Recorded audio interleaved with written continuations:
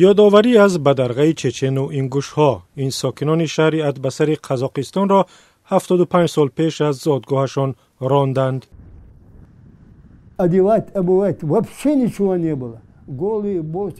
ما وقتی پوشیدن لباس یا کفش نداشتیم. ما را از خانه نیم اوریان پایلوچ بادرغا کردند. هر وقت سال 1944 را به یاد می آورم موی سرم راست می شود. زنان و کودکان می گریستند. یک هرج و مرج بود.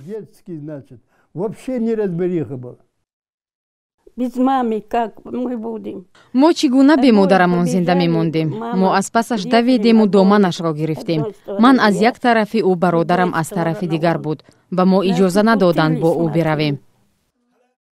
تقریبا نیم میلیون نفر از مردم قفقاز را به قزاقستان و همین گونه به قرقیزستان و سیبیر بادرغا کردند. رژیم استالین چچن و انگوش‌ها را بر دروغ به همکاری با فاشیستان آلمان متهم کرد. بسیاری از مردم ضمن انتقال جان دادند. Вагон, дверь посередине, и с улицы стоял 2 солдата. дар байни қатор як дар буд. дар ду тараф сарбозон бо туфанг меистоданд. вақте дар истгоҳ меистодем, дарро боз мекарданд ва даруни қатор даромада ҷасад мекофтанд.